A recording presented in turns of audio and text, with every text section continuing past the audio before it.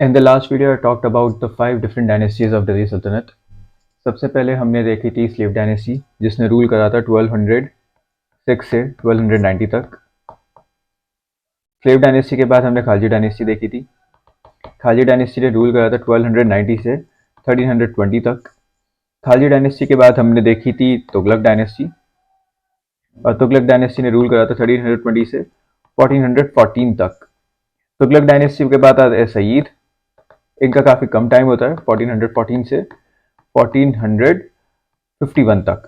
और सईद के बाद आते हैं लोदीज और ये अराउंड 75 ईयर्स रूल करते हैं 1451 से 1526 तक। अब 1526 के बाद मुगल एम्पायर स्टार्ट हो जाता है। मुगल आ जाते हैं और बाबर इंडिया में इन्वेड करके फर्स्ट बैटल ऑफ पानीपत में सिकंदर लोदी का असैसिनेशन कर देता है।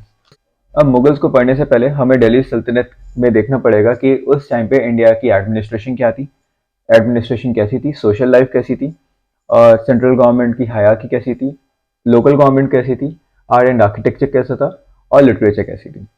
तो इस वीडियो में हम ये सब चीज़ें कवर करने वाले हैं। ये टॉपिक प्रीलिम्स और मेंस के लिए काफ़ी इंपॉर्टेंट बन जाता है। जो क्वेश्चंस आते हैं वो डायरेक्ट यहाँ से आते हैं। तो ये वाला टॉपिक हम डिटेल में पढ़ेंगे। सबसे पहले हम एडमिनिस्ट्रेशन देखेंगे। अब जैसे हमें पता है कि दिल्ली सल्तनत एक इस्लामिक स्टेट थी जिसका रिलीजन इस्लाम था। मैंने आपको बताया था कि इस्लाम का जो बर्थ होता है वो 7th सेंचुरी के पास हो जाता है और फिर 8th सेंचुरी में ही अरब का कॉन्क्वेस्ट हो जाता है, मोहम्मद बिन कासिम कर देते हैं। फिर 10th सेंचुरी में महमूद ऑफ गजनी अपने इन्वेजन्स करते हैं और 12th सेंचुरी के अराउंड में मोहम्मद घोरी अटैक करके इंडिया में सबसे पहला मुस्लिम किंगडम बना देते हैं। मोहम्मद घोरी जब वापस जा रहे होते हैं तो वो अपने कमांडर कुतुबुद्दीन ऐबक को बैठा के जाते हैं। फिर कुतुबुद्दीन ऐबक के बाद हम देख लेते हैं पूरी स्लेव डायनेस्टी बनती है। स्लेव डायनेस्टी के बाद फिर खालजी डायनेस्टी आएगी। खालजी डायनेस्टी के बाद हमने देखा था तुगलक डायनेस्टी आती है। तुगलक के बाद सईद और सईद के बाद लोधी। स्लेव डायनेस्टी के टाइम पे जो मुस्लिम रूल था इंडिया में वो नॉर्दर्न इंडिया में ही था, साउथ इंडिया में डेक्कन में नहीं था। बट अलाउद्दीन खालजी ने अपने मिलिट्री कॉन्क्वेस्ट करके मुस्लिम रूल फार साउथ तक एक्सटेंड कर दिया था। तो अलाउद्दीन खालजी के टाइम पे ये कहते हैं कि मुस्लिम रूल बिल्कुल पीक पे था इंडिया पे, क्योंकि पांड्या किंगडम जो मदुराई में था उसे भी एनेक्स कर लिया था अलाउद्दीन खालजी ने अपने किंगडम में।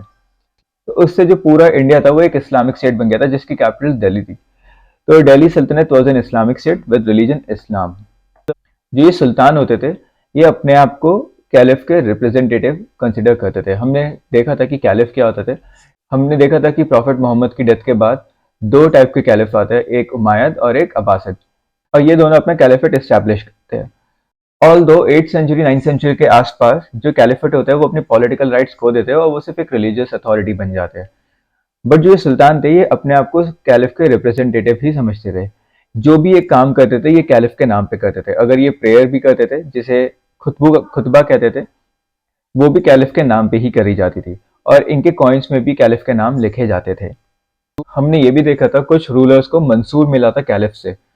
मंसूर का मतलब लेटर ऑफ रिकॉग्निशन, कि अब ये रूलर्स इंडिया के ऑफिशियल सोवरेन रूलर्स है। तो जैसे इल्तुतमिश को मंसूर मिला था कैलिफ से, मोहम्मद बिन तुगलक को भी मिला था और फरोज तुगलक को भी मिला था। मंसूर मैंने आपको ऑलरेडी बता चुका था लास्ट वीडियो में भी, बट मैं फिर से बता रहा हूँ। ये होता है लेटर ऑफ रिकॉग्निशन,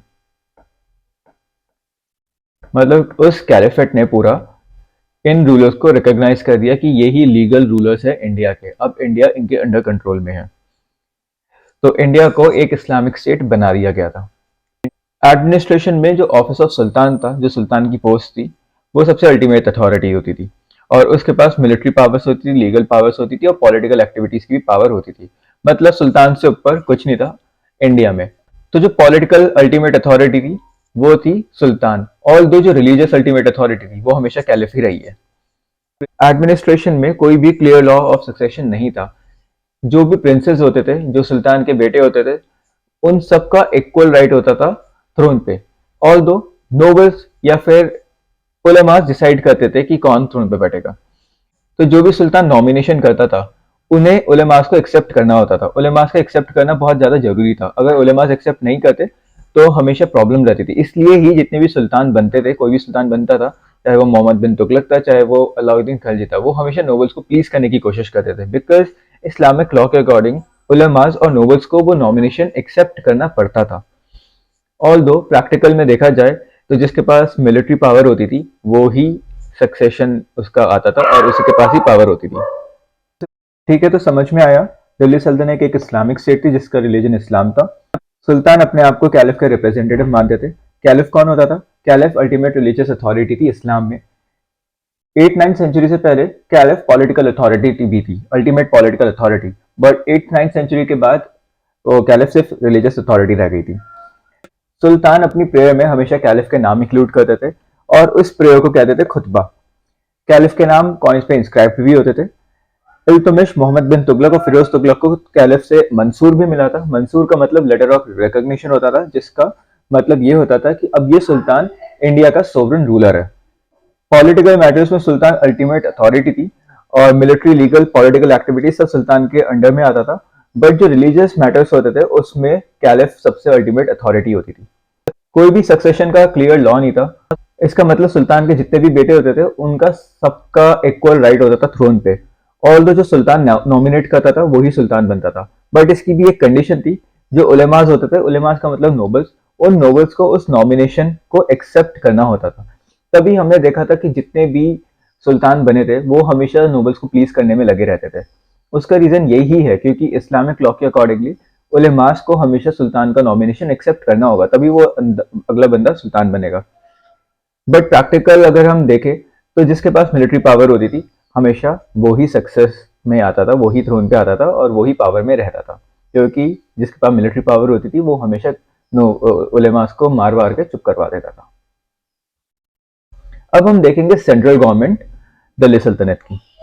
ये भी बहुत सिंपल है और हमने दिल्ली सल्तनत में ये सब चीजें कवर कर ली, बट फिर भी अब हम एक बार पूरा कंबाइन कर देते हैं। सुल्तान को काफी डिपार्टमेंट्स असिस्ट करते थे एडमिनिस्ट्रेशन को रन करने के लिए।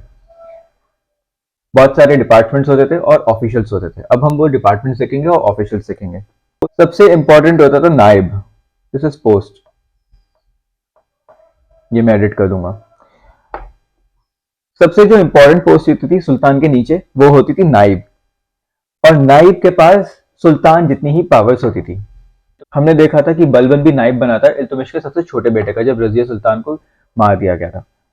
तो नाइब के पास सारी पावर्स होती थी सुल्तान वाली। तो सुल्तान के नीचे नाइब आता था और ये बहुत इंपॉर्टेंट पोस्ट थी। नाइब के बाद आता थे वजीर। वजीर एक तरीके से प्राइम मिनिस्टर भी कहलाएंगे उस टाइम के। और वजीर के पास एक रिस्पॉन्सिबिलिटी होती थी, वो है फाइनेंशियल डिपार्टमेंट को संभालना, जिसे बोलते थे दीवानी विजारत। तो ये आपको याद रखना है, जो गवर्नमेंट में फाइनेंशियल डिपार्टमेंट था उसे बोलते थे दीवानी विजारत। दीवानी विजारत। तो यूपीएससी में ऐसे क्वेश्चन आ सकते हैं कि दीवानी विजारत किसे पूछते थे। तो आपको पता होना चाहिए कि दिल्ली सल्तनत के टाइम पे दीवानी विजारत एक डिपार्टमेंट बना था जिसका मतलब था फाइनेंशियल डिपार्टमेंट, और इसे कौन हेड करता था? वजीर। वजीर थर्ड नंबर पे पोस्ट थी। सबसे पहले सुल्तान, फिर नाइब और फिर वजीर। मिलिट्री डिपार्टमेंट को कहते थे दीवानी अरीज, और इसे जो हेड करते थे उनका नाम था अरीज मुमालिक। ये पोस्ट है, ये ऑफिसर है। जैसे वजीर एक ऑफिसर होते थे, एक पोस्ट है, तो वैसे ही अरीज मुमालिक भी एक ऑफिसर या पोस्ट होती थी जो हेड करते थे मिलिट्री डिपार्टमेंट, दीवानी अरीज। अब एक इंपॉर्टेंट चीज, इनका जो काम होता था ये सिर्फ सोल्जर्स को रिक्रूट करना और एडमिनिस्ट्रेशन संभालना होता था मिलिट्री डिपार्टमेंट का। जो मिलिट्री मैटर्स में डिसीजन लेते थे वो कौन होता था? सुल्तान। बिकॉज सुल्तान के पास ही अल्टीमेट अथॉरिटी होती थी मिलिट्री की। अगर हम मॉडर्न इंडिया से कंपेयर करें तो जो प्रेसिडेंट है, प्रेसिडेंट को हम कमांडर इन चीफ बोलते हैं आर्मी के।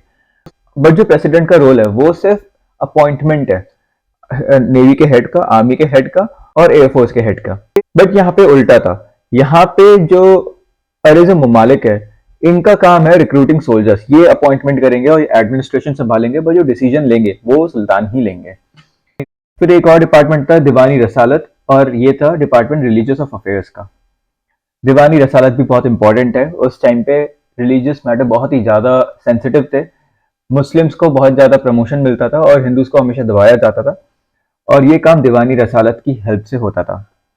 इसे जो हेड करता था उसे उसे कहते थे चीफ सदर। और ये डिपार्टमेंट ग्रांट देता था मस्जिद बनाने के लिए, टूम बनाने के लिए और मदरासास बनाने के लिए। मस्जिद आपको पता है क्या होता है, टूम पता है क्या होता है। मदरासा का मतलब एक इंस्टीट्यूशन जहां पे एजुकेशन मिलती है। किसकी? रिलीजन की। तो मदरासा एक वो इंस्टीट्यूशन होता था जहां पे मुस्लिम या फिर इस्लाम रिलीजन की एजुकेशन मिलती थी। तो अब तक हमने 3 डिपार्टमेंट देखे सेंट्रल गवर्नमेंट में। एक दीवानी वजारत जिसे हेड करते थे वजीर, और ये फाइनेंशियल डिपार्टमेंट होता था। मिलिट्री डिपार्टमेंट को कहते थे दीवानी अरिज और इसे हेड करते थे अरिज ममालिक। इनका जो काम होता था वो बस रिक्रूटिंग ऑफ सोल्जर्स था और पूरे मिलिट्री डिपार्टमेंट की एडमिनिस्ट्रेशन को संभालना। जो डिसीजन लेता था वो सुल्तान लेता था। फिर हमने थर्ड डिपार्टमेंट देखा, दीवानी रसालत, और इसे कहते थे हम डिपार्टमेंट ऑफ रिलीजियस अफेयर्स। इसका काम होता था कि मॉस्क बनाना, टूम बनाना और मदरसास के लिए ये सब फंड देना, और इन्हें हेड करते थे चीफ सदर। एक जुडिशियल डिपार्टमेंट भी होता था और उसे हेड करते थे काजी, चीफ काजी। और भी जजेस होते थे प्रोविंशियल में, जैसे बहुत सारी प्रोविंसेस थी, उसमें अलग अलग प्रोविंसेस में अलग अलग जज होते थे, उन्हें काजीज बोलते थे। बट जो मेन हेड होता था उन्हें बोलते थे चीफ काजी, और ये जुडिशियल डिपार्टमेंट उनके अंडर में आता था। अब सिविल मैटर्स में मुस्लिम पर्सनल लॉ लगता था। मुस्लिम पर्सनल लॉ को हम शारिया भी बोलते हैं, ये आपको याद रखना चाहिए। तो सिविल मैटर्स में हमेशा मुस्लिम पर्सनल लॉ लगता था। ऑल जो हिंदूज होते थे उन पे खुद का उनका लॉ गवर्न होता था, और वो डिस्पोज करते थे विलेज पंचायत। मतलब जो जुडिशियल डिपार्टमेंट्स होते थे, जो एक टाइप के कोर्ट होते थे जिन्हें काजी या फिर चीफ काजी हेड करते थे, वो सिर्फ मुस्लिम्स के लिए ही जस्टिस देते थे। ठीक है, वो कभी भी हिंदू का केस ट्राई नहीं करते थे। हाँ, अगर कोई हिंदू और मुस्लिम के बीच में कॉन्फ्लिक्ट है तब वो वहां पे जाता था। अगर दोनों पार्टी हिंदू है तो वो कभी भी इन जुडिशियल डिपार्टमेंट में नहीं जाता था, वो केस विलेज विलेज पंचायत में जाता था। तो जो मुस्लिम पर्सनल लॉ या शारिया लगता था, ये ही लगता था जुडिशियल डिपार्टमेंट में, और इसे हेड करते थे काजी। और ये सिर्फ सिविल मैटर्स पे लगता था, ये क्रिमिनल मैटर्स पे नहीं लगता था, ये भी आपको पता होना चाहिए। और जो सिविल के मैटर्स हिंदू के लिए होते थे वो उनके पर्सनल लॉ में होते थे, जैसे मुस्लिम पर्सनल लॉ को शारिया बोलते हैं और हिंदू पर्सनल लॉ अलग होते हैं। और उनके केसेस ये जुडिशियल डिपार्टमेंट नहीं ट्राई करता था, इनके केसेस विलेज पंचायत ही ट्राई करती थी। और जो क्रिमिनल लॉ होता था वो सुल्तान बनाता था। सुल्तान जो भी बोलेगा वो उसका क्रिमिनल लॉ हो जाएगा, और इसमें हिंदू मुस्लिम दोनों ट्राई होते थे। सिविल मैटर्स में सिर्फ मुस्लिम होते थे जुडिशियल डिपार्टमेंट के थ्रू, और क्रिमिनल में दोनों होते थे, हिंदू एंड मुस्लिम बोथ। और फिर एक लास्ट डिपार्टमेंट हम देखेंगे, दीवानी इंशा। और ये जो डिपार्टमेंट है इसे कहते हैं डिपार्टमेंट ऑफ कॉरेस्पॉन्डेंस। मतलब एक तरीके का कनेक्शन सुल्तान में और उनके जो रूलर्स या फिर ऑफिशियल्स होते थे।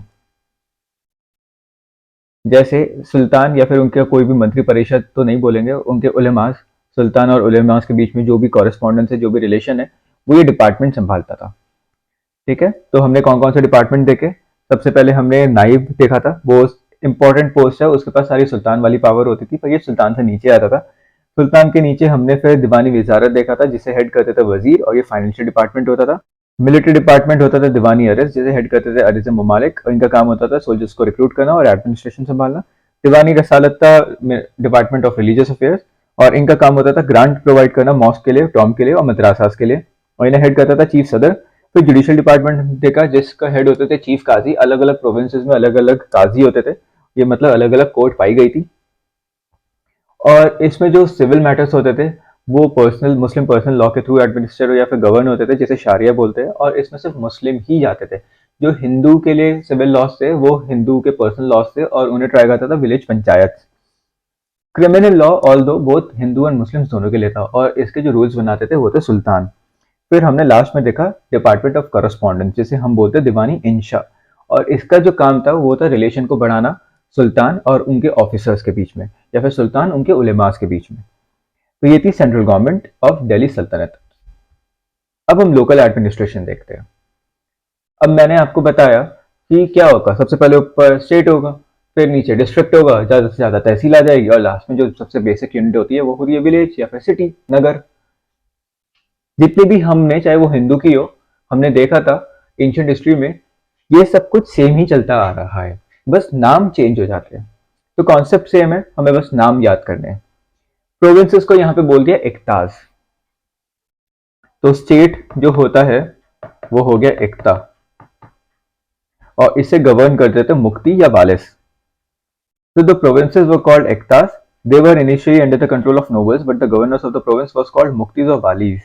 अब मैं आपको ये बताऊंगा, अभी they were initially under the control of nobles, ये मैं आपको बताऊंगा। इसे हम एकता सिस्टम कहते थे।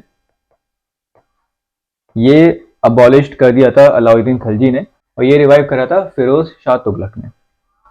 तो प्रोविंसेस को हम इक्ता बोलते थे और उन्हें जो गवर्न करते थे उन्हें कहते थे मुफ्तीज या वालिस, और ये गवर्नर होते थे।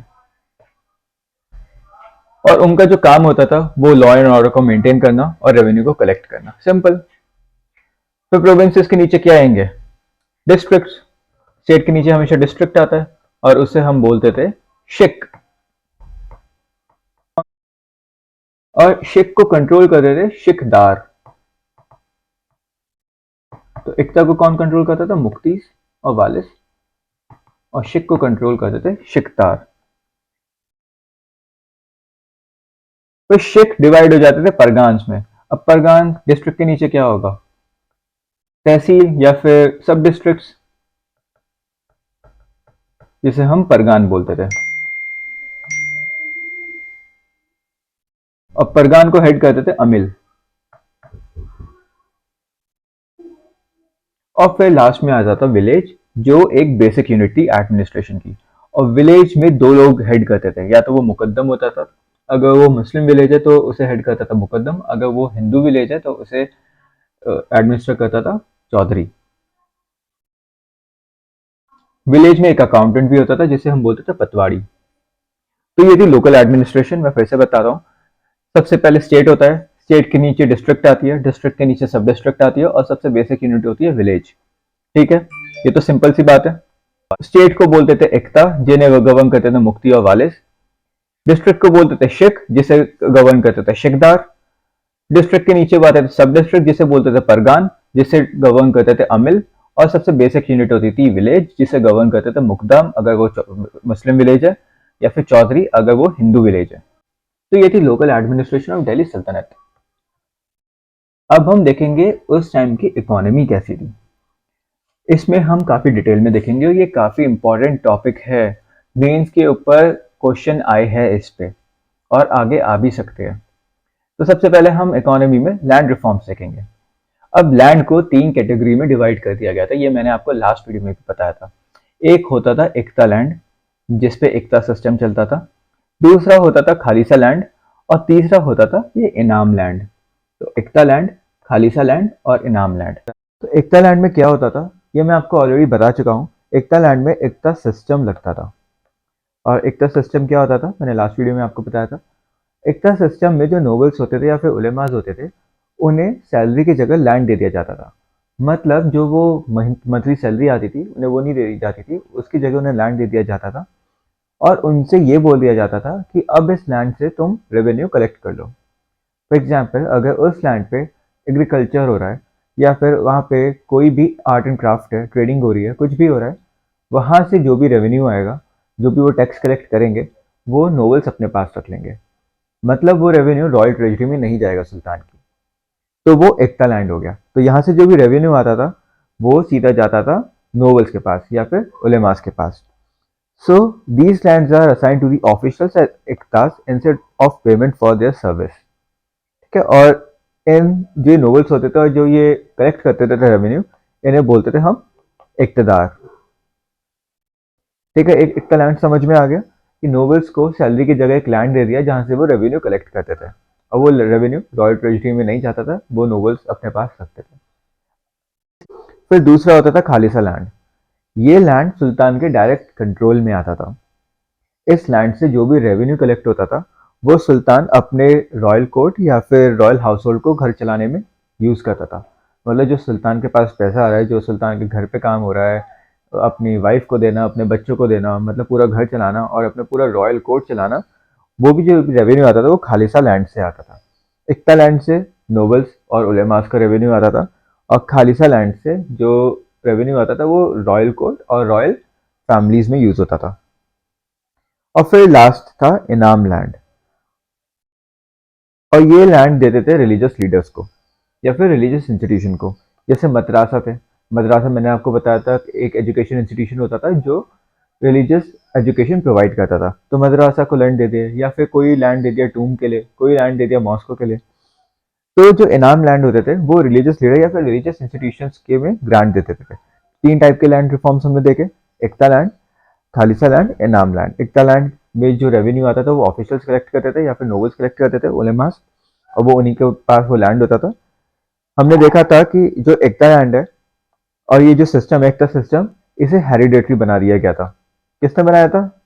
फिरोज शाह तुगलक ने। तो फिरोज शाह तुगलक ने एकता सिस्टम को हेरिडेटरी बना दिया था, हमने लास्ट वीडियो में पढ़ा था। अबॉलिश किसने करा था? ये पहले चलता हुआ आ रहा था, बट अबॉलिश करा था अलाउद्दीन खलजी ने। क्यों करा था? क्योंकि उससे लगता था कि नोबल्स की जो जनरल प्रॉस्पेरिटी हो रही है, उसकी वजह से वो रिवोल्ट कर सकते हैं, फिर रेबल कर सकते हैं, इसलिए ही उन्होंने ये इक्ता सिस्टम हटा दिया था।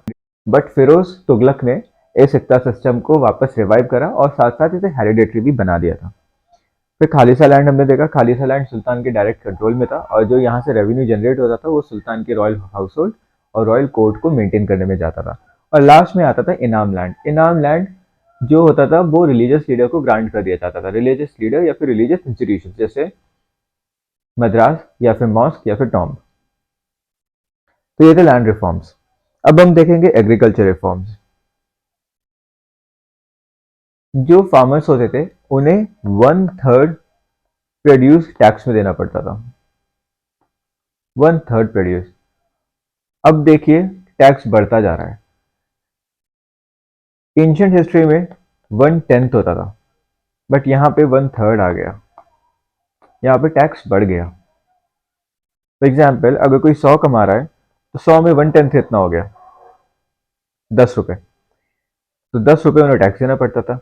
पर यहाँ पे अगर कोई 100 कमा रहा है तो 1/3 कितना हो गया? 33 रुपए, 33.3 रुपीज। तो ये इतना इन्होंने टैक्स बढ़ा दिया था, इतना उन्हें अब अपना प्रोडक्शन देना पड़ता था, 33.3%।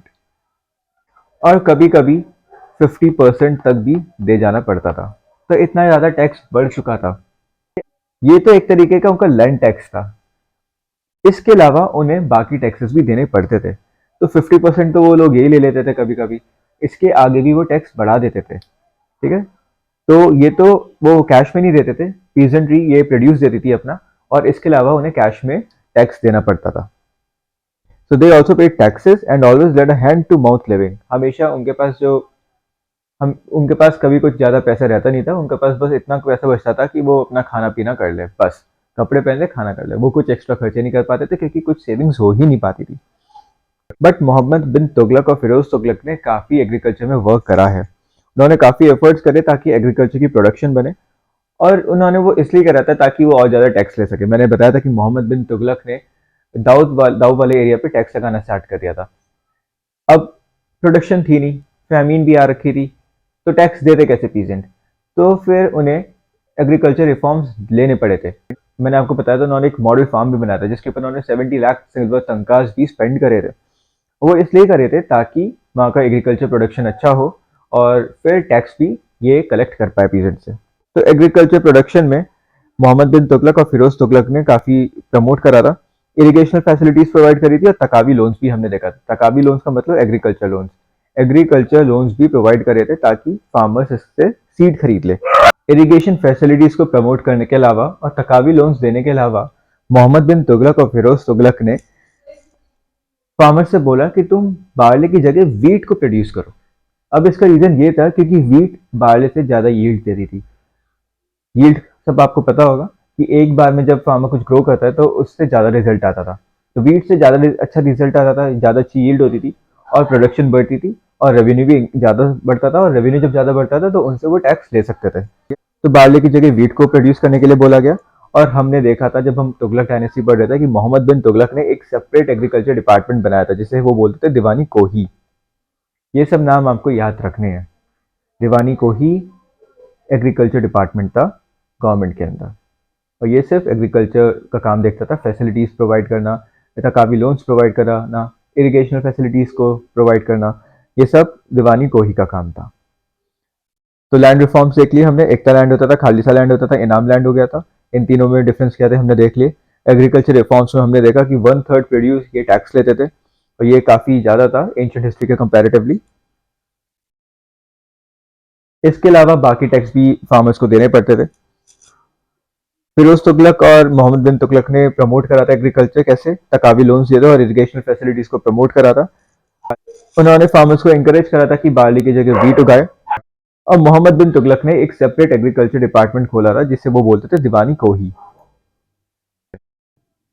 अब लैंड रिफॉर्म्स, एग्रीकल्चर रिफॉर्म्स के अलावा अर्बनाइजेशन भी बहुत हुआ इस टाइम पे। काफ़ी number of cities and towns बड़े, जैसे दिल्ली, लाहौर, मुल्तान, बरूच, अनिलवार, लखनऊ, दौलताबाद और जौनपुर, ये सारे टाउन्स एंड सिटीज़ भी इमर्ज होके आए।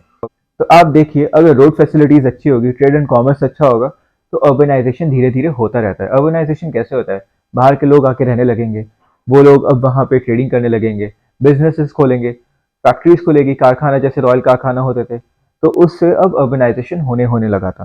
जैसे लाहौर में हुआ, मुल्तान में हुआ, बरूच में हुआ, अनिलवारा, लखनऊ, दौलताबाद, दिल्ली और जौनपुर, इन सब में अर्बनाइजेशन हुआ। ट्रेड एंड कॉमर्स भी बहुत ज़्यादा अच्छा था। काफ़ी कमोडिटीज़ इंडिया एक्सपोर्ट करती थी पर्शियन गल्फ और वेस्ट एशिया पे। साउथ ईस्ट एशिया के साथ भी ट्रेडिंग थी, बट सबसे ज़्यादा जो ट्रेडिंग हुआ करती थी वो पर्शियन गल्फ और वेस्ट एशिया में थी। इसका रीज़न ये था कि अब दिल्ली एक इस्लामिक स्टेट था, और जो पर्शियन गल्फ और वेस्ट एशिया है, यहाँ पे इस्लाम सबसे पीक पे था। तो पर्शियन गल्फ और वेस्ट एशिया के साथ बहुत ही ज़्यादा ट्रेडिंग हुआ करती थी। जो फॉरेन ट्रेडिंग होती थी, मतलब जो एक्सपोर्ट होता था, वो मुल्तानीज और अफगान मुस्लिम्स के कंट्रोल में था। और जो इनलैंड ट्रेड होता था, मतलब जो लोकल ट्रेड होता था कंट्री के अंदर ही, वो गुजरात मारवाड़ी और मुस्लिम बोरा मर्चेंट्स के अंडर में होता था। तो ये भी आपको याद रखना है। अफगान मुस्लिम्स और मुल्तानीज ये फॉरेन ट्रेड को संभालते थे, और गुजरात मारवाड़ी और मुस्लिम बोरा मर्चेंट्स ये इनलैंड ट्रेड पे डोमिनेट करते थे। रोड्स मैंने आपको बताया काफी अच्छी शेप पे थी, जिसकी वजह से ट्रेड एंड कॉमर्स अच्छा होता रह गया था। और सराइज भी बीच बीच में बनाए थे। तो सराय का मतलब होता है रेस्ट हाउस। हाईवेज पे ये सराय बनाए गए थे ताकि कोई ट्रैवलर है तो वो वहां पे रुक के रेस्ट कर ले। ये एक तरीके के मोटल जैसे हो गया। ये होटल से थोड़े डिफरेंट होते हैं, ये रेस्ट हाउसेज होते हैं। तो सराय एक तरीके से आप मोटल समझ लीजिए। इंडस्ट्रीज भी बहुत अच्छी थी। कॉटन, टेक्सटाइल और सिल्क इंडस्ट्रीज तो फ्लॉरिश हो रही थी, और इस टाइम पे सेरिकल्चर पीक पे था। इंडिया चाइना से सिल्क इंपोर्ट करता था एंशियंट टाइम से ही, बट यहाँ पे सेरिकल्चर थोड़ा स्टार्ट हुआ और इंडिया ने सिल्क इंपोर्ट करना कम कर दिया। तो इंडिया के अंदर ही सिल्क इंडस्ट्रीज भी फ्लॉरिश हो चुकी थी, सेरिकल्चर की एस्टैब्लिशमेंट हो गई थी, और कॉटन टेक्सटाइल पहले से थी ही। कॉटन टेक्सटाइल तो एंशियंट हिस्ट्री से थी, पर जो सिल्क इंडस्ट्रीज आई है ये मिडिवल टाइम से ज्यादा आई है। कॉटन टेक्सटाइल और सिल्क इंडस्ट्री के अलावा पेपर इंडस्ट्री भी काफी अच्छा ग्रो कर रही थी। 14th एंड 15th सेंचुरी में पेपर रेवोल्यूशन कुछ हो गया था, और हर कोई एजुकेशन के बारे में कुछ लिखता था, लिटरेचर लिखता था, तो उन्हें पेपर चाहिए होते थे। पेपर बनाने की जो आर्ट थी वो काफी फ्लॉरिश डेवलप हो चुकी थी, तो पेपर इंडस्ट्री भी ग्रो हो गई थी। और इनके अलावा लेदर मेकिंग स्टार्टिंग से था, मेटल क्राफ्ट बहुत अच्छा था, और कारपेट वीविंग फ्लॉरिश्ड। जो कारपेट का कॉन्सेप्ट था ये मुस्लिम्स ही लाए थे, तो कारपेट वीविंग भी फ्लॉरिश्ड हो गई थी। हमने कॉइनेज का सिस्टम देखा था थोड़ा बहुत। इल्तुतमिश ने सिल्वर तंकास इशू करे थे। एक सिल्वर तंका 48 जितल्स में डिवाइड हो गए थे खालजी डायनेस्टी के टाइम पे। जितल्स मतलब आप ऐसे समझ लीजिए जैसे 1 रुपए में 100 पैसे होते हैं, उसी तरह से एक तंका में 48 जितल्स हुआ करते थे। तो जितल्स इज लाइक अ पैसा, और तुगलक के रूल में उन्होंने एक तंका में 50 जितल्स कर दिए थे, तो 100 जितल बना के एक टंका बना देते थे। अलाउद्दीन खालजी ने गोल्ड कॉइन्स भी इशू करे थे, जिसे वो दिनार कहते थे। और ये जो दिनार थे ये तब आए थे जब उन्होंने साउथ इंडिया का अपना एक्सपीडिशन करा था। मैंने आपको बताया था कि उन्होंने साउथ इंडिया का एक्सपीडिशन करा था, 4 डायनेस्टीज को खत्म करा था और अपने किंगडम में एनेक्स कर लिया था। वहां से वो काफी पैसे लूट के आए थे, वहां से काफी सोना मिला था, और साउथ इंडिया काफी सोने के लिए फेमस हुआ करता था, इसलिए ही हर कोई वहां पे एक्सपीडिशन करना चाहता था। तो ये वहां से जितना सोना लाए थे उनके उन्होंने कॉइन्स बनाए, गोल्ड कॉइन्स बनाने लगे थे, और उन्हें बोलते थे दिनार दिनार। और उसके अलावा हमने मोहम्मद बिन तुगलक के कॉपर कॉइन्स या फिर टोकन करेंसी भी देखी थी जो फेल हो गई थी। उस फिर उन्होंने सिल्वर एंड गोल्ड कॉइन्स भी इशू करे थे। मोहम्मद बिन तुगलक के टाइम पे 25 टाइप के गोल्ड कॉइन्स थे। तो अर्बनाइजेशन हमने देखा, अर्बनाइजेशन अच्छा नहीं लगा था क्योंकि ट्रेड एंड कॉमर्स अच्छा था, रोड्स अच्छी थी। लाहौर, मुल्तान, बरूच, अनिलवार, लखनऊ, दौलताबाद, दिल्ली एंड जौनपुर जैसे सिटीज इमर्ज हो रही थी। ट्रेड एंड कॉमर्स भी देखा। इंडिया काफी कॉमोडिटीज एक्सपोर्ट करती थी पर्शियन गल्फ और वेस्ट एशिया में। पर्शियन गल्फ और वेस्ट एशिया में सबसे ज्यादा इसलिए था क्योंकि वहाँ पे मुस्लिम बिल्कुल पीक पे थे, इस्लाम पीक पे था। साउथ ईस्ट एशियन कंट्रीज के साथ भी करती थी, बट इतना नहीं करती थी। रोड्स बहुत अच्छी थी। सराइज बीच बीच में बनाए गए थे हाईवेज पे, ताकि ट्रेवलर्स रेस्ट कर लिया करे, रेस्ट हाउस की तरह। जो ओवरसीज ट्रेड होता था वो मुल्तानी और अफगानी मुस्लिम्स के हाथ में था, और जो इनलैंड ट्रेड होता था वो मुस्लिम बोरा और गुजराती मेरवाड़ी के हाथ में हुआ करता था। इंडस्ट्रीज फ्लॉरिश हो रही थी, कॉटन टेक्सटाइल और सिल्क इंडस्ट्री काफ़ी फ्लॉरिश हो गई थी, सेरिकल्चर का एस्टैब्लिशमेंट हो गया था, पेपर इंडस्ट्री 14 एंड 15 एडी तक ग्रो करने लगी थी, और इसके अलावा leather making, metal craft and carpet weaving भी फ्लॉरिश हुई थी। कॉइनेज सिस्टम हमने देख लिया था। इल्तुतमिश ने सिल्वर तंकास इशू करे थे। खालजी के टाइम पे एक सिल्वर तंका 48 जितल्स में डिवाइड हो गए थे, और तुगलक के टाइम पे एक सिल्वर तंका 50 जितल्स में डिवाइड हो गए थे। अलाउद्दीन खालजी ने गोल्ड कॉइन इशू करे थे, जिसे वो दिनार कहते थे, और वो ये गोल्ड अपने साउथ इंडिया एक्सपेडिशन से लाए थे। और हमने मोहम्मद बिन तुगलक की टोकन करेंसी देखी थी, जिसमें उन्होंने कॉपर कॉइन्स इशू करे थे, जो फेल हो गया था एक्सपेरिमेंट। तो उन्होंने सिल्वर एंड गोल्ड कॉइन्स भी उनके टाइम पे रहे। उनके टाइम पे 25 टाइप के गोल्ड कॉइन्स हुआ करते थे। तो ये थे इकोनॉमिक्स दिल्ली सल्तनत के टाइम की। ये इंपॉर्टेंट टॉपिक था और आपको ये डिटेल में पता होना चाहिए। अब हम सोशल लाइफ को देखेंगे। हिंदू सोसाइटी में तो बहुत ही कम चेंज आया था। जैसे हिंदू सोसाइटी पहले थी वैसे ही अब है। कास्ट सिस्टम अभी भी था। हिंदूज एक हिंदूज हमेशा डिवाइडेड रहे हैं। हिंदू अपनी ही कास्ट में डिवाइडेड रहे हैं, और इसी की वजह से ये मेन रीजन था कि यूनिटी नहीं थी और फॉरेन इन्वेजन होते रहे, क्योंकि कभी यूनिटी थी ही नहीं। हिंदू कास्ट सिस्टम में डिवाइड हो गए थे। ब्राह्मण अपर स्ट्रेटा पे था, वो अभी भी चलता हुआ आ रहा था। वुमेन की पोजीशन में भी कोई चेंज नहीं आया था। सती प्रैक्टिस बहुत ज्यादा प्रेवेलेंट थी। सती पहले भी हुआ करती थी। सती का जो मेन रीजन था वो ये हुआ करता था कि जब भी कोई अटैक होता था या फिर कोई किंग हार जाता था, तो उसकी वाइफ अपने आप को आग में जला देती थी। रीजन ये था क्योंकि जो दूसरा किंग होता था वो हमेशा उस क्वीन पे भी हक जमाना चाहता था, किंग को हरा के वो क्वीन भी छीनना चाहता था। और मुस्लिम्स में ये सबसे ज्यादा था। हमने देखा था कि अलाउद्दीन खालजी ने कितनी क्वींस को अपने अंडर में करा है।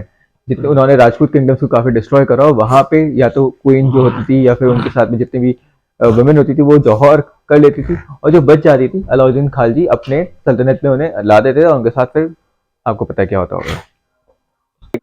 तो इस टाइम पे जब मुस्लिम इन्वेजन हो रखा था इंडिया पे, मुस्लिम रूल इंडिया पे बिल्कुल पीक पे था, तो इस टाइम पे सती तो कुछ ज्यादा ही प्रेवलेंट हो गई थी। हर जगह सती होती थी, हर जगह सती होती थी।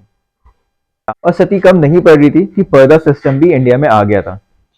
पर्दा सिस्टम ये अपर क्लास हिंदूज में बहुत ज्यादा था। ये सिस्टम मुस्लिम्स लाए थे, अरब एंड टर्क्स लाए थे पर्दा सिस्टम, और ये अपर स्ट्राटा ऑफ हिंदू में बहुत ही ज्यादा कॉमन हो गया था। उसका एक रीजन ये भी था कि जो मुस्लिम रूल था, मुस्लिम हमेशा दूसरों की वाइफ पे नजर रखते थे। जो वो रूलर्स थे वो पावरफुल थे, उन्हें कोई रोकने वाला नहीं होता था। तो वो रूलर्स हर किसी की जो भी, अगर उनके किंगडम में कोई सुंदर वाइफ है तो वो उसे अपना मानते थे कि वो उनकी प्रॉपर्टी है। तो इसलिए पर्दा सिस्टम बहुत ज्यादा अपर स्ट्रेट ऑफ हिंदूज में होता था, ताकि वो मुस्लिम की नज़र से, मुस्लिम रूलर्स की नज़र से अपनी वाइफ को बचा सके या फिर अपने बेटियों को बचा सके। इसलिए पर्दा सिस्टम और भी ज़्यादा प्रेवलेंट हो गया था अपर स्ट्रेट ऑफ हिंदू सोसाइटी में। हिंदू तो डिवाइडेड थे ही कास्ट सिस्टम में, और मुस्लिम सोसाइटी भी अब डिवाइडेड हो गई थी दिल्ली सल्तनत के टाइम पे। सबसे पहले हमने देखा था कि अरब्स आए थे, अरब्स के बाद टर्क्स थे, फिर अफगान्स भी आए थे, ईरानियंस भी आए थे, और इंडियन मुस्लिम्स भी थे। जो ये इंडियन मुस्लिम्स थे, ये जो लोअर कास्ट है, जैसे जो शूद्र में आते थे, वो कन्वर्टेड थे। वो मुस्लिम में कन्वर्जन करा लेते थे। उन्हें लगता था कि जब वो मुस्लिम में कराएंगे तो उन्हें हिंदू कास्ट सिस्टम से वो बच जाएंगे। बट उन्हें नहीं पता था कि मुस्लिम सोसाइटी में भी वो डिवीजन है, और इंडियन मुस्लिम्स को वो लोग बिल्कुल नहीं मानते थे। इंडियन मुस्लिम्स के साथ भी उतना ही अत्याचार था जितना हिंदूज के साथ हुआ करता था। तो मुस्लिम सोसाइटी बहुत ज्यादा डिवाइडेड रही। टर्क्स आते थे, ईरानियंस थे, अफगान से, और इंडियन मुस्लिम्स भी थे। और इन लोगों के बीच में इंटर मैरिज बिल्कुल भी अलाउड नहीं थी। जैसे हिंदू में दूसरी कास्ट में इंटर मैरिज करना सिन होता है, ये सब बेकार की चीजें होती है, बट ऐसे ही ये मुस्लिम के टाइम पे भी था दिल्ली सल्तनत में। एडमिनिस्ट्रेशन में जितने भी हाई ऑफिसर्स होते थे वो मुस्लिम्स ही ऑक्यूपाई करते थे। बहुत ही रेयरली हिंदू को वो हाई पोजीशन मिलती थी, और जब मिलती थी तो उनका कन्वर्जन करा दिया जाता था, उन्हें हिंदू से मुस्लिम में कन्वर्ट करा दिया जाता था। तो इतनी ज्यादा यहाँ पे बायस सोसाइटी थी, मुस्लिम बायस सोसाइटी, क्योंकि इस्लामिक स्टेट बन चुकी थी। इस्लामिक स्टेट बन चुकी थी, रिलीजन इस्लाम था। तो सेंट्रल गवर्नमेंट में वो लोग यही चाहते थे कि मुस्लिम्स ही रूल करे। हिंदू को बिल्कुल वो सेकंड क्लास सिटीजन, जैसे ब्राह्मण शूद्र को समझते थे सबसे लोअर स्टेट ऑफ सोसाइटी, वैसे ही मुस्लिम हिंदू को सबसे लोअर स्टेट ऑफ सोसाइटी समझा करते थे। उन्होंने बना दी थी हिंदूज को लोअर स्टेट ऑफ सोसाइटी उनकी ही कंट्री में आके। मैंने आपको बताया था कि हिंदू उसको जिमी समझते थे। जिमी का मतलब होता था प्रोटेक्टेड पीपल या फिर प्रोटेक्टेड सब्जेक्ट, और उसके लिए उन्हें जिज़्या पे करना पड़ता था। जिज़्या एक टाइप का टैक्स होता था, और मुस्लिम ये हिंदू से लेते थे या फिर नॉन मुस्लिम से लेते थे, और मुस्लिम हिंदू ये टैक्स देते थे। उसके बदले गवर्नमेंट हिंदू से बोलती थी कि अब हम आपको प्रोटेक्ट करेंगे मुस्लिम से, तो आपको कोई ऐसे सोसाइटी से भगाएगा नहीं, आपको अपने लैंड से इवैक्यूएट नहीं करेगा। तो ये सब जमीज में आते थे, हिंदूज को जमीज समझा करते थे। सबसे पहले जो जिजिया होता था वो लैंड टैक्स के अंदर ही कलेक्ट करा जाता था, लैंड टैक्स का पार्ट होता था। बट फिरोज तुगलक ने इसे एक सेपरेट टैक्स बना दिया था, और इसकी वजह से टैक्स बर्डन ऑन हिंदू बढ़ गया था, और ज्यादा बढ़ा दिया था। पहले लैंड टैक्स के अंदर ही जिजिया होता था इंक्लूडेड, बट फिरोज तुगलक बिल्कुल भी सेक्युलर नहीं थे, ये रिलीजियस इंटॉलरेंट थे, इन्हें हिंदू से नफरत थी, ये सिर्फ मुस्लिम्स को ही फेवर करते थे। तो इन्होंने हिंदू पे टैक्स बर्डन बढ़ाने के लिए जिजिया को लैंड टैक्स से अलग सेपरेट कर दिया था। तो सोशल लाइफ में हिंदू सोसाइटी बिल्कुल वैसे ही रही, कास्ट सिस्टम बहुत प्रेवलेंट था और ब्राह्मण सबसे ऊपर थे। पोजीशन ऑफ वुमेन वैसे ही रही, सती के साथ साथ अब पर्दा सिस्टम भी आ गया था। पर्दा सिस्टम ये अरब और टर्क्स लाए थे, और ये वुमेन, और ये नॉर्थ इंडिया में हाई स्ट्रेटा ऑफ सोसाइटी में जाता था। मुस्लिम सोसाइटी डिवाइडेड रही, मुस्लिम सोसाइटी में भी टर्क्स थे, ईरानियंस थे, अफगान से, और इंडियन मुस्लिम्स। इंडियन मुस्लिम्स वो होते थे जो SC ST से कन्वर्ट हो जाते थे मुस्लिम में, ताकि वो वर्ण सिस्टम से बच पाए। और इन सब के बीच में इंटर मैरिज करना अलाउड नहीं था। मुस्लिम सबसे हाई पोजीशन ऑक्यूपाई करते थे सेंट्रल गवर्नमेंट या एडमिनिस्ट्रेशन में, या फिर स्टेट गवर्नमेंट की एडमिनिस्ट्रेशन में भी। और हिंदू को कभी कभी ही, मतलब बहुत ही रेयरली, 100 में से एक बार कभी मिल गई तो मिल गई। हिंदूज को जिम्मीज कंसिडर करा जाता था, जिसकी वजह से उन्हें जिजिया टैक्स देना पड़ता था।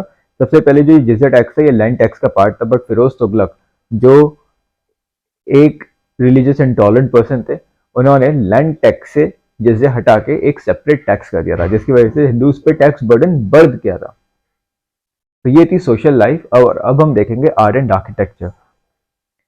सबसे इंपॉर्टेंट पॉइंट जो आपको याद रखना है वो ये है कि टर्क्स ने आर्क्स, डोम्स और लॉफ्टी टावर्स ये इंट्रोड्यूस करा है इंडिया में। डोम ये होता है, जैसे ये है ना, ये डोम है। एक ये है अलाई दरवाजा, ये अलाउद्दीन खिलजी ने बनवाया था। ये कुतुब मीनार, और ये लॉफ्टी टावर वाली शेप है। तो डोम ये हो गया, लॉफ्टी टावर ये हो गया, और एक आर्क्स होते थे, ऐसे आर्क्स होते थे। ये सब चीजें मुस्लिम्स ने इंडिया में इंट्रोड्यूस कर पाया है। इसके अलावा आर्क्स, डोम्स और लॉफ्टी टावर्स के अलावा इन सारी चीजों पे, जैसे ये कुतुब मीनार है, ये अलाई दरवाजा है, इन पे अरेबिक स्क्रिप्ट में इंस्क्रिप्शन होते थे। हमने एंशिएंट हिस्ट्री में पढ़ा था कि जो टेम्पल्स होते थे, टेम्पल्स पे जो इंस्क्रिप्शन कैसे होते थे, उस पे स्कल्पचर्स इंस्क्राइब्ड होते थे, स्कल्पचर्स बने होते थे। यहाँ पे अरेबिक स्क्रिप्ट आपको देखने के लिए मिलेगी। यहाँ पे स्कल्पचर्स की जगह अरेबिक स्क्रिप्ट होती थी, और इनका ये लॉफ्टी टावर होता था, डोम होता था, और आर्क्स वाली शेप होती थी। ये सब टर्क्स ने इंडिया में इंट्रोड्यूस करे थे, और उन्होंने बनवाए किससे? जो इंडियन स्टोन कटर्स थे, ऑब्वियसली उनसे ही बनवाएंगे, वहां से तो वो मजदूर लेके नहीं आएंगे। ये बिल्डिंग में कलर्स भी ऐड करते थे। एंशियंट हिस्ट्री के टाइम पे जो भी टेम्पल्स है, हमने देखा था कि वो रेड सैंडस्टोन के बने हुए करते थे मोस्टली, और वो आपको या तो रेड कलर के या फिर इसी टाइप के होते थे, उसमें कोई कलर्स नहीं होते थे। बट यहाँ पे मार्बल से येलो कलर और रेड सैंडस्टोन से कलर भी ऐड करे जाते थे। ये येलो सैंडस्टोन यूज करते थे, रेड सैंडस्टोन यूज करते थे, और मार्बल भी यूज करते थे। जैसे ताजमहल, ताजमहल तो चलो आगे हम देखेंगे जब मुगल्स के बारे में पढ़ेंगे, बट यहाँ पे भी ये मार्बल यूज करना इन्होंने स्टार्ट कर दिया था, और येलो एंड रेड स्टोन से भी ये कलर डाल देते थे बिल्डिंग्स में, इसमें आर्क्स में, डोम्स में, लॉफ्टी टावर्स में, और अरेबिक स्क्रिप्ट को इंस्क्राइब करवाते ही थे। अब जब सबसे पहले स्लेव डायनेस्टी आई थी, उन्होंने क्या करा, मोहम्मद गोरी और स्लेव डायनेस्टी के टाइम पे जो दूसरे टेम्पल थे, जो जैन टेम्पल थे या फिर हिंदू टेम्पल्स थे, उन्हें पूरा डिस्ट्रक्ट करवा दिया, उन्हें तोड़ दिया, और फिर उन्हीं जगह पे मस्जिद बनाई। तो हिंदू टेम्पल्स को तोड़ के, जैन टेम्पल्स को तोड़ के वहां पे मस्जिद बनाई गई। और उसका सबसे बड़ा एग्जाम्पल ये है, कुतुब मीनार के पास ही ये कुव्वतुल इस्लाम मॉस्को है, ये मस्जिद है कुव्वतुल इस्लाम, ये कुतुब मीनार के बिल्कुल सामने ही है। और ये जो बना है, ये बहुत सारे हिंदू टेम्पल और जैन टेम्पल को तोड़ के बनाया गया है। तो स्टार्टिंग में ये लोग ऐसा करते थे, हिंदू टेम्पल्स को डिस्ट्रॉय करा और जैन टेम्पल को डिस्ट्रॉय करा और उसकी जगह अपनी मस्जिदें खड़ी कर दी, क्योंकि वो इंडिया को एक इस्लामिक स्टेट बनाना चाहते थे। वो हमें मुस्लिम्स हमेशा से ही रिलीजियस इंटॉलरेंट रहे हैं। उनके लिए जो इस्लाम नहीं मानता था वो काफिर होता था। तो उन्हें दूसरा रिलीजन खत्म करना था, उन्होंने हिंदूज को खत्म, वो हिंदू और रिलीजन ही खत्म करना था। तभी वो कन्वर्जन कराते थे। हमने देखा था कि वजीर के ऑफिस के लिए एक बार कन्वर्जन कराया गया था एक तेलुगु ब्राह्मण का, तब वो वजीर बना था। वो हिंदूज को हाई पोजीशन नहीं देते थे गवर्नमेंट में, सिर्फ मुस्लिम नोबल्स को हाई पोजीशन देनी जाती थी। हिंदू पे जिज्या इम्पोज करते थे। तो बहुत ज्यादा अत्याचार करा गया था हिंदू पे उस टाइम पे। उनके टेम्पल्स को डिस्ट्रॉय कर दिया था, जैन टेम्पल्स को डिस्ट्रॉय कर दिया था और अपनी मस्जिदें बनाई गई। बट आने वाले टाइम पे हम बाद में देखेंगे कि अब ये लोग नए अपने खुद के बनाने लगे थे, जैसे कुतुब मीनार और अलाई दरवाजा बिल्कुल अलग कंस्ट्रक्शन थी। तो सबसे पहले ये हिंदू टेम्पल्स को तोड़ के बनाते थे, फिर बाद में इन्होंने अपने खुद के बनाने का स्टार्ट कर दिया इंफ्रास्ट्रक्चर। एक एग्जाम्पल देता हूँ, तुगलक की एक बिल्डिंग है, बिल्डिंग जो तुगलक की बिल्डिंग्स होती थी, वो डोम्स और आर्क दोनों से मिलके बनी है। वो सस्ता वाला ग्रे कलर स्टोन यूज करते थे, वो इजीली अवेलेबल भी हुआ करता था। और इसका सबसे बड़ा एग्जाम्पल है तुगलक आबाद का पैलेस कॉम्प्लेक्स। ये घियासुद्दीन तुगलक के टाइम पे बना था, जिसमें घियासुद्दीन तुगलक का टूम्ब है जो मोहम्मद बिन तुगलक ने बनाया था एक हाई प्लेटफॉर्म पे। और उसके अलावा एक और एग्जाम्पल है कोटला फोर्ट, फिरोज तुगलक ने बनाई थी। यहाँ पे जिन भी ऐसे बोलते हैं कि जिन आते हैं, और यहाँ पे स्टेडियम भी है, फिरोज शाह कोटला स्टेडियम, जहाँ पे क्रिकेट मैचेस भी होते हैं, बहुत फेमस है दिल्ली में। और लोधी गार्डन भी हमने देखा है, लोधीज ने बनाया है। तो ये था आर्ट एंड आर्किटेक्चर दिल्ली सल्तनत का। अब हम म्यूजिक के बारे में देखेंगे, और इस टाइम का म्यूजिक काफी इंपॉर्टेंट है क्योंकि यहाँ पे बहुत इन्वेंशन हुए। सारंगी और रबाब ये इंडिया में इसी टाइम पे इंट्रोड्यूस हुआ है। तो ये दिल्ली सल्तनत की देन है। सारंगी काफी हिंदुस्तानी क्लासिकल म्यूजिक में यूज होता है, रबाब भी। तो ये दिल्ली सल्तनत की देन है, जो हिंदू क्लासिकल म्यूजिक में, इंडियन क्लासिकल म्यूजिक में ये सारंगी और रबाब यूज होते हैं। इसी टाइम पे ये बने गए हैं। अमीर खुसरो ने काफी नए राग बनाए थे। हमने देखा था अमीर खुसरो एक पोएट थे, अमीर खुसरो, और ये किसकी कोर्ट में थे? अलाउद्दीन खालजी की कोर्ट में। अलाउद्दीन खालजी की कोर्ट में पोएट थे, और इन्होंने नए नए राग बनाए थे, जैसे घोर और सनम। इन्होंने एक नए स्टाइल का म्यूजिक बनाया था जिसे ये बोलते थे क्वाली। आपने भी बहुत सुना होगा क्वाली का नाम। इसमें क्या होता है, इंडियन स्टाइल को ईरानियन स्टाइल से ब्लेंड कर दिया था। तो ईरानियन स्टाइल जो म्यूजिक था और इंडियन स्टाइल का जो म्यूजिक था, इन दोनों को मिक्स करके अमीर खुसरो ने क्वाली बनाई थी। तो आप देखिए म्यूजिक बिल्कुल पीक पे था, म्यूजिक काफी अच्छी तरीके से इवॉल्व हो रहा था। सारंगी आई, रबाब आया, और नए नए राग बने। अमीर खुसरो ने घोर राग, सनम राग, ये सब बनाए। इन राग के अलावा उन्होंने एक पूरा नया स्टाइल ऑफ म्यूजिक बना दिया, जिसे वो क्वाली कहते थे, जो ब्लेंडिंग थी पर्शियन एंड इंडियन स्टाइल की। और सितार, सितार काफी फेमस म्यूजिकल इंस्ट्रूमेंट है, काफी पॉपुलर है और काफी बड़े बड़े लोग यूज करते हैं। वो भी अमीर खुसरो ने ही इन्वेंट करा था। It is a very important point, who invented sitar? तो इट वाज अमीर खुसरो।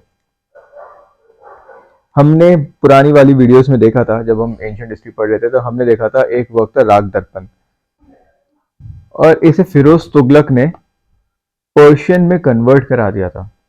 तो राग दर्पण हमने एंशियंट हिस्ट्री के टाइम पे पढ़ा था, और फिरोज तुगलक ने इसे पर्शियन में कन्वर्ट करा दिया था अपने रेन में। म्यूजिक के अलावा पीर बोदन एक सूफी सेंट थे, और ये दिल्ली सल्तनत के टाइम पे बहुत बड़े म्यूजिशियन थे। पीर बोदन नाम याद रखिएगा।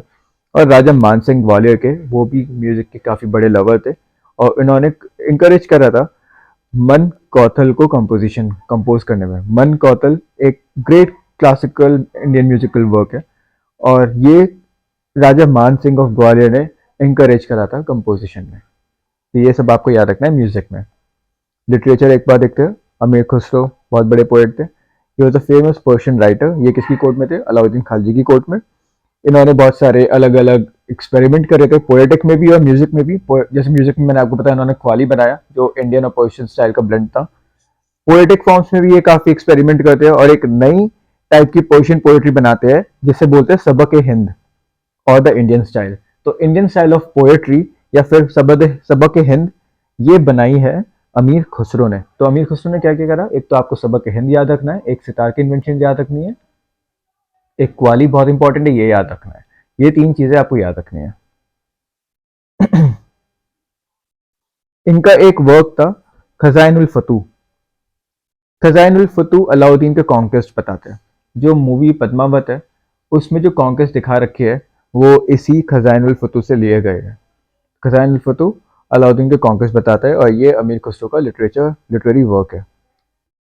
जिया नक्शबी ये पहले बंदे थे जिन्होंने संस्कृत स्टोरीज को पर्शियन में ट्रांसलेट करी थी। तुतु नामा एक बुक लिखी गई थी जिससे हम बोलते हैं the book of the parrot, और ये इस टाइम पे बहुत फेमस हो गई थी। और इसे भी टर्किश में और उसके बाद काफ़ी यूरोपियन लैंग्वेजेस में ट्रांसलेट कर दिया गया था। तुतुनामा बहुत फेमस है, द बुक ऑफ पैरट। रजत रंगिरी हमने देखा था पहले, ये भी इसी टाइम पे लिखी थी गई थी कलान ने। अरेबिक लैंग्वेज में अलबेरूनी की किताब हिंद, ये भी हम लास्ट वीडियोस में देख चुके हैं। अलबेरूनी की किताब हिंद ये भी बहुत फेमस वर्क था। चंद बरादी बहुत अच्छा हिंदी पोएट था। और बंगाली लिटरेचर भी डेवलप हुई। नुसरत शाह ने पैट्रोनाइज करा था कि महाभारत को बंगाली में ट्रांसलेट करे। भक्ति कल्ट की वजह से गुजराती और मराठी लैंग्वेज का डेवलपमेंट हो गया था। तो गुजराती और मराठी लैंग्वेजेस पहले एग्जिस्ट नहीं करते थे, बट भक्ति कल्ट होगा, हम नेक्स्ट वीडियो में देखेंगे कि भक्ति कल्ट कैसे आता है। भक्ति कल्ट की वजह से गुजराती और मराठी लैंग्वेजेस डेवलप हो गई थी, and it is a very important point. और लास्ट में विजयनगर एम्पायर जब बना था वो भी तेलुगु और कन्नड़ लिटरेचर को पैट्रोनाइज करता था। तो ये 3 topic art and architecture, literature और म्यूजिक, ये याद करने का है। आप जितनी बार इन्हें पढ़ोगे उतनी बार आपको अच्छे से याद होगा। समझने का था वो मैंने आपको बहुत अच्छे से समझा दिया, और ये हमारा दिल्ली सल्तनत पूरा कंप्लीट हो जाता है। अब हम नेक्स्ट वीडियो में भक्ति मूवमेंट के बारे में बात करेंगे, और अगर वीडियो ज़्यादा लंबी नहीं बनती है तो फिर मैं विजयनगर एम्पायर के बारे में ही बात करना चाहूँगा, विजयनगर एम्पायर और भामिनी एम्पायर। और इनके कंप्लीट होने के बाद मैं मुगल्स के बारे में बताऊंगा।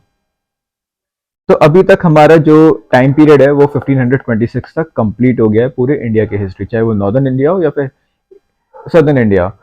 हमने एंशियंट हिस्ट्री में भी पूरा देख लिया था, और हमने मिडेवल में भी 1526 दैट इज 16th सेंचुरी तक हमने पूरी हिस्ट्री कंप्लीट कर ली। अब हम मुगल्स देखेंगे और इसके बीच में ये थोड़े बहुत किंगडम्स देखेंगे, और हमारा फिर उसके बाद मराठा बचेगा, और मराठा के बाद हमारी मिडेवल हिस्ट्री कंप्लीट हो जाएगी। तो 3 4 टॉपिक बचे हैं, वो कंप्लीट करके फिर हम मॉडर्न हिस्ट्री स्टार्ट करेंगे और फिर हिस्ट्री भी खत्म करेंगे जल्दी से।